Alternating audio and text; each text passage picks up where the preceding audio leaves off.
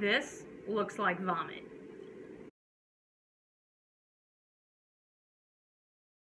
Hi folks, I'm Lori. I'm the okay cook because I'm not that good at it. I'm just okay.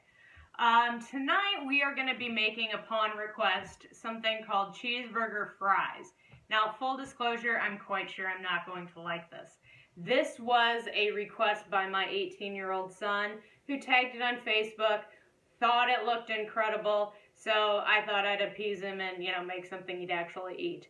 So, let's get started. For this recipe, our ingredients are fairly simple on this one. We've got French fries, we've got milk, salt, pepper, garlic, hamburger, and then 2 types of cheeses, cheddar and mozzarella. Now, does anyone else buy 8-pound bags of fries, or is it just me? Because I have boys and that's all they'll eat during the day. So part of the beauty of tonight's recipe is that I get to use my handy dandy air fryer. Now, if you have not used one of these before, basically it's like frying regular food, but there's no oil or grease. It's supposed to be a healthy alternative for that. This was a purchase I got, truthfully, on Black Friday. I figured, all right, if I don't like it, I'm not out anything, right? It was 40 bucks. But basically, you're going to go ahead and you put your fries in here, and it'll cook it all on its own. What I like about that is, again, it feels healthier. You don't have the oil and stuff that you did before. For me, my big complaint is I don't feel like it's big enough. So this is the size of the bin, which truthfully, for my family, we just need more fries. I've done things like chicken wings in here before, turned out pretty good. Fried shrimp. If you do any other sort of fried meat, like I've tried to substitute frying chicken breasts in here, not go well. So don't try that in the future. But stuff for, fries, tater tots, things like that, this is an absolutely fabulous machine. All right, so we're going to go ahead and start this by putting fries into the machine to cook. You can try to put this many in here, but what's going to happen is the stuff will get really done on top and not on the bottom. You really have to stir it a lot. So I'm probably going to take some of these out just because that's a little much, to be honest with you. Otherwise, that should work. So kind of about this height in here. We're going to go ahead and put it in the machine. On top, there's a settings, temperature. The highest this one goes is 400, which that's just what we're going to set it at. And truthfully, I pretty much put everything at 20 minutes as far as fries and fried food because it just needs that long. And by the time you keep opening to stir it all up, that's pretty much how long it's going to take. So we'll go ahead and twist that over and get started. All right, so we've started cooking our hamburger. Now, there's a couple of stupid things about this recipe. One is that it tells you to get 2 200-gram chicken patties and break it up, essentially. However, I don't like that because then you ended up with like big hunks of hamburger in here, which I thought was kind of dumb. Personally, my OCD self, I would prefer to have a bunch of meat just sort of crumbled in all together, so therefore it's evenly distributed with the cheese because, again, I'm OCD and I like it that way. As far as browning meat, some people add oil, but hamburger's hamburger, it generates its own oil, so why would I add oil to the meat ahead of time? That makes no sense to me. So basically, you start out with this pretty simply. You do salt and pepper, and then you're going to add in some garlic, which again they say is 1 clove. I don't really know how much that is, so I'm just going to wing it. And we like garlic, so maybe we'll do like a teaspoon of garlic. How about that? So when I mentioned the stupid part of this recipe, that it was done, that part's done in grams, So I had to convert that out. It's like 400 grams of hamburger, which comes out to just shy of a pound. It was 0.88. So you could put the whole pound of meat in here, or you could hold a little back. An effort to try to, you know, be authentic with this. I did take some meat out, so hopefully it's somewhere around 0.88. Now once the meat's done cooking, I'm going to go ahead and drain the fat just because I don't like a bunch of extra fat. Who does? And it's really not required for the rest of this recipe. Alright, so in between here on our meat, let's go ahead and check on our fries. So we have about 10 minutes in on the fries. I'm going to pull it out and check on it. So you can see how it's starting to get, I don't know, a little shiny and glossy. I always take the tongs halfway through and turn it, and sometimes I'll turn it 2 or 3 times just to be sure that the fries underneath get cooked too, because otherwise this stuff will just get burned and crispy on top. But at least I wanted you to see what it was like halfway through. Okay, so I drained the meat, and actually in my first run through I kind of omitted some ingredients, which I have a tendency to do a lot until I figure it out at the end. One of them is a tablespoon of butter. I always buy sticks of butter and keep them on hand just because if you use like this, they're all sort of measured out this way. It'll tell you what a teaspoon or a tablespoon is, and that way you don't have to scoop anything out of a tub, measure it out. You just put it on there and pop it in here. But be sure you remember to take the paper off because I have a frequent problem in doing that. So we have our hamburger drained. We're going to go ahead and melt this butter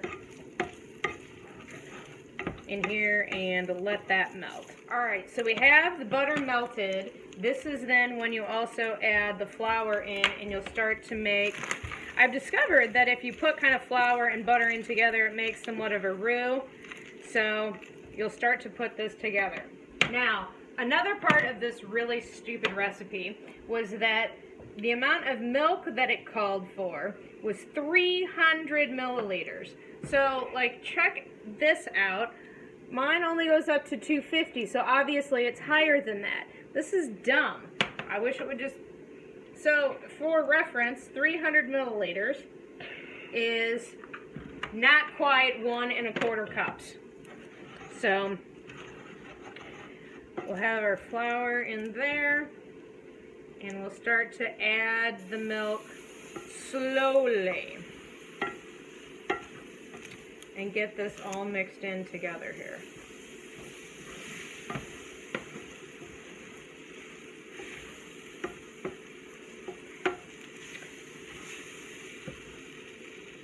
So it's sort of supposed to make, like it says, a nice pretty glossy sauce. So we'll see if it turns out glossy or just into a big old hunk of mess, because so far this is not looking like the video. Which it really never does. This is why I started making this channel and decided to videotape this, because anytime I do go to make these things, they never turn out right. They never turn out like the video, that never goes like the video, never even looks like the video. So, I don't know. Half a cup of flour seems like an awful lot. That seems like way too much, and I have a feeling we're going to have to add some more liquid into this pretty quickly. So, yep, I'm going to go do that.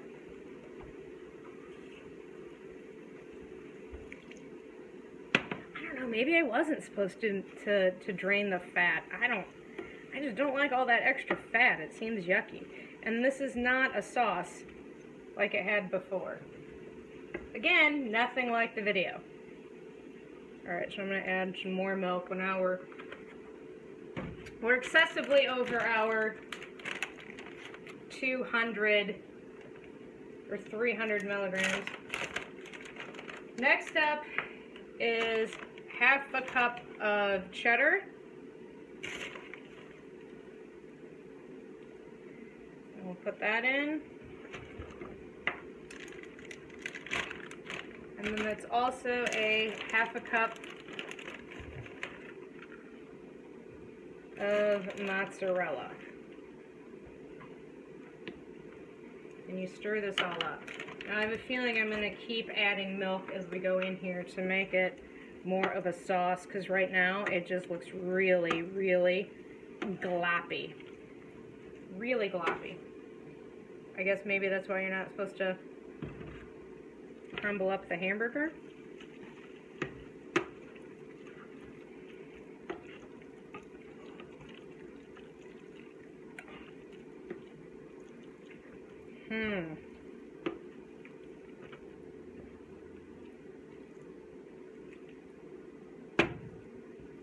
This is not what the video looked like at all.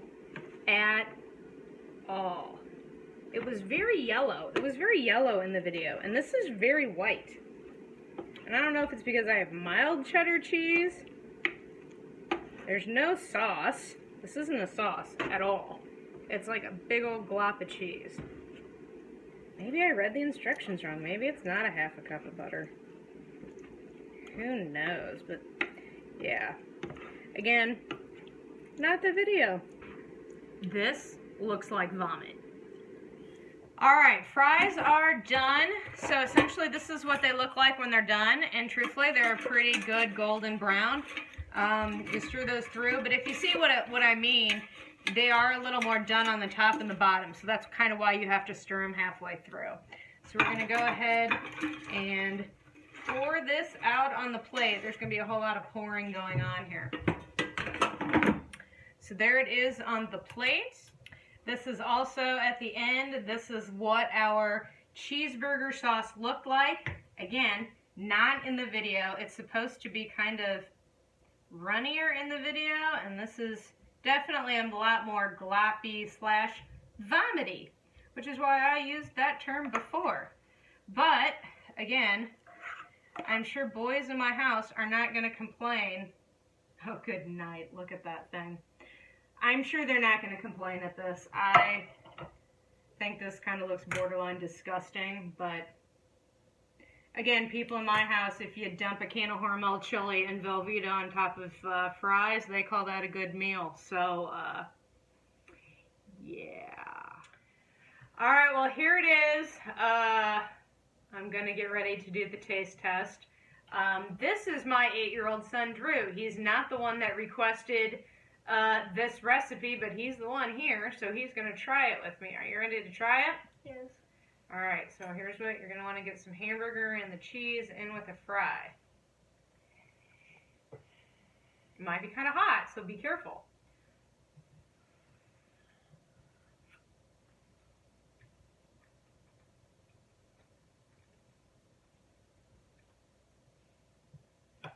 What do you think? You don't like it? You don't like it at all? Huh. Well, good to know. I'll give this to your dad and brothers. So, overall, here's my review on it. It's okay. I feel like we need a little more flavor in here. I think I made an error. I don't think that half a cup of flour is right. Either I wrote that down wrong or there's something. It's not right. It's a little bland. It's a little bland. So, anyways, go ahead. You can give it a shot. If you have a recipe that you'd like me to try, feel free to link it below, comment. Be sure you like this video and you subscribe so you can see more videos of how I just make mediocre food that seem to be really good on the internet, but in reality, really aren't. Till next time, we'll see you again.